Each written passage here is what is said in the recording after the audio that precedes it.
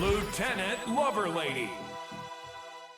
The amount of time I already put into Lady Vera is questionable. Where do I even begin with this legend? Really don't see anyone saying much about Vera, even a little over a month past her release, and I'm really struggling to see why. I feel as if the reasons people dislike this new legend is due to lack of engagement themselves, not because the legend is badly designed. My approach to playing Vera has been vastly different from a majority of Vera players already. Though most players would prefer playing her Scythe game, I think her Chakram game is extremely fun, and while they would argue that the stat lineup ruins Vera altogether, you'd be surprised to find how long it takes to get KO'd, and how early you can get a KO for yourself. Vera's hiding a bunch of stuff from us, stuff she likely didn't want us to know, especially from what her lore states. Well, they don't call me Detective Loverlady for nothing, and like any other new legend, we're tackling all that she has to talk about.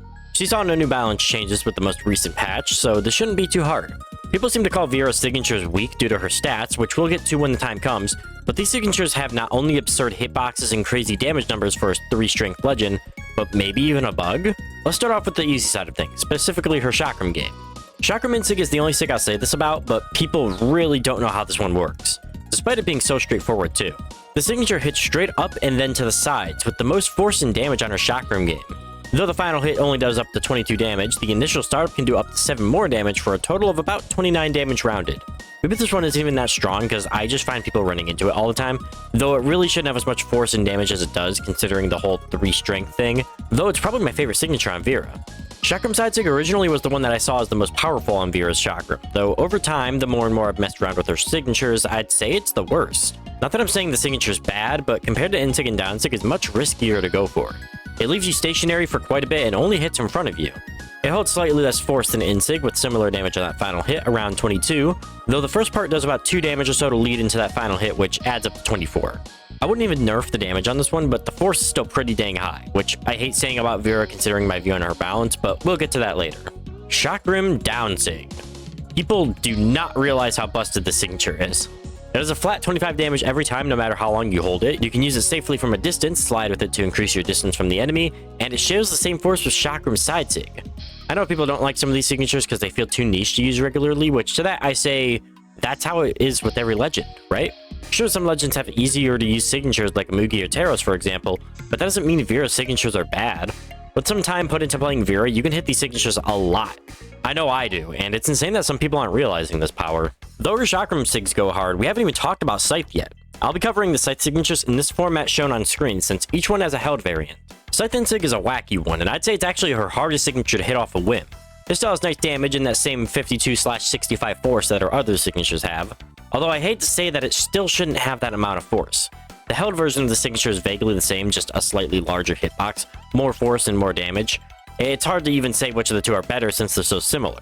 Of course, the held version grants more reward, but leaves you at a bigger risk of being interrupted.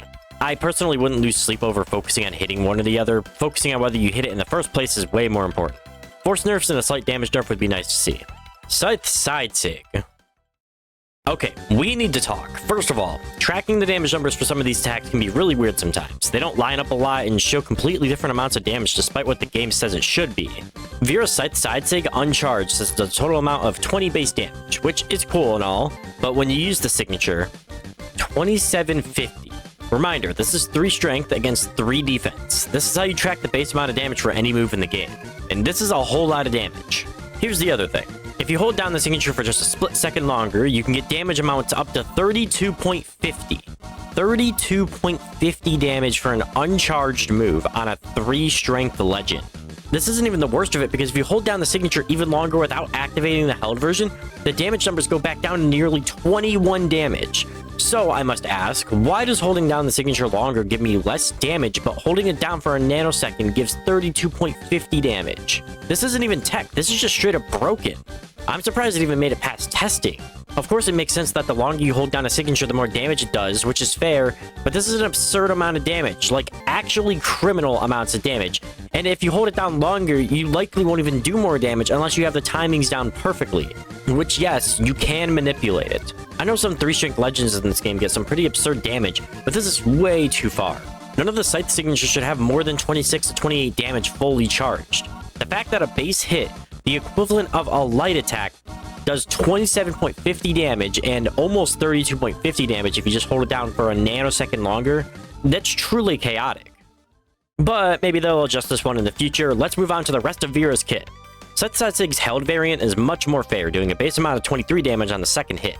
The first hit can range anywhere from 0 to 8 damage, and I still think that damage of force should be toned down, especially since the signature is used to kill off the side. I mean, just look at those damage and force numbers.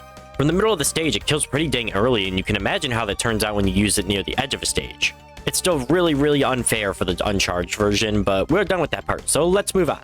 Scythe is one of the most straightforward signatures of Vera's kit. A simple slam down that does 25 damage, and if I'm being honest, I think it just needs a slight damage nerf. The force is actually pretty generous considering it shares about the same force with Linfei's cannon Insig. It's probably the only signature that doesn't need massive nerfs.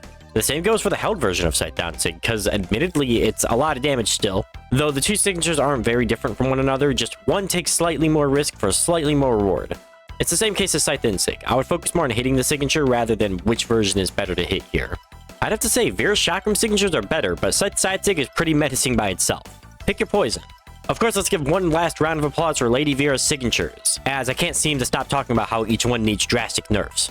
I know I repeated that same line maybe a dozen times, but it's how I truly feel about her. I don't think a 3-strength legend should have light attack signatures that deal absurd amounts of damage.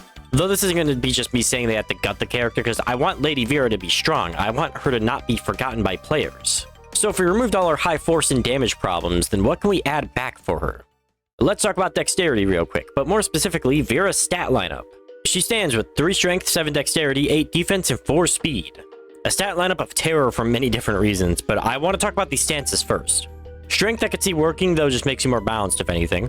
Not a very favorable stance in my opinion. Dexterity we avoid like the plague. Defense stance is my favorite to run since it takes down on dexterity. No losses there. And speed stance is the second best stance. Even though I don't believe you need much speed to succeed with her, it's still nice to have at least 5. You'll have way lower damage, but you should be fine with those signatures. Diving a bit more into it, the problem with Vera's stat lineup isn't the strength or speed, it's the large amount of dex being used for basically nothing. A problem that so many legends have been cursed with, and I feel as if the way dexterity is built right now, the way we fix it is by giving those high dex legends more true combos. I'm not talking 9 dex Cassidy true combos, of course, nothing extremely broken. I just believe if more emphasis was put onto making Lady Vera a legend more geared around hitting combos, players would like her a lot more. She already has a pretty nice combo game too. I've pulled off some nasty clips using Vera's Chakram game alone. For how little damage she already has, I don't think giving Chakram a true combo or two with high dex would hurt. Only Lady Vera would get it, making her stand out as unique to Priya and Ransom. Though we're going to be seeing some dexterity reworks throughout the year, and maybe that will indirectly buff Vera in the process. Not that she needs buffs right now anyways, with her signatures I think she will play fine, but when they get nerfed, which they will, Vera will be a shell of her former self. The play rate we can skip around this time since the new legend, though I want to clear a common misconception people are making. Brawlmance is the main play rate website most players use, and people are confused thinking Lady Vera was one of the worst new legends they've added in terms of how played they are. Although we had to keep in mind what patch Brawlmance was still on. Lady Vera was added in patch 10.0, though Brawlmance was still stuck on 9.13. Lady Vera was added onto the website anyways, but was appearing criminally low percentage-wise, since all the other legends in the patch had weeks to grind up their percentage, but Vera joined super late. Brawlmance eventually updated, so now everything's normal, but it's still not looking too good for Lady Vera. Maybe the weapon combo is a part of the problem. For me personally, I only really like Vera's Chakram game, as a small minority of players likely do too, though a majority only really play her Scythe game, I could assume. This reminds me of Ransom a lot, as in, who is this legend really built for? Of course, I think Ransom has settled in very well, and he has a few dedicated players and a pretty snasty Chakram game. But Lady Vera, what's going to be left of her once the nerfs storm in? Tier list wise, out of S, A, B, C, and D, I'd place Lady Vera in S- tier for now. Though once nerfs arrive, I could see Vera being B tier easily. Worse than average, but can still hold her own if you know how she works. A lot of it really is about putting that time in and just learning her gimmicks, as I learned from getting Vera to level 28. That isn't a flex, it's a cry for help. But onto the more fun side of things. Her skins, while not my favorite compared to the last few legends, still stick out in very nice ways. Let's not stall. God tier has a Keen Vera. I bought this one after realizing how extremely nice it looks, like kind of a mirror version to her default skin.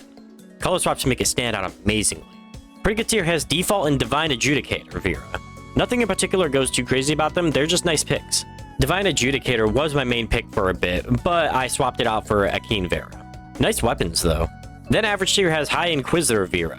I do like the design of the skin, but color swaps downgraded a bit. Some of them do look nice, but not on the same level as their other skins. Apart from that, the only other cosmetics she has is Lady Verudal, also known as Vera's Doodle Avatar, and her title, the Luminary. Probably won't see anyone with this title for a while. I would argue maybe some of the emotes already in-game could be related to Vera, but there's no direct confirmation. I know Valhalla is a place for all sorts of powerful warriors and even gods, though I never saw Lady Vera as one. I just saw her as a nice old grandma.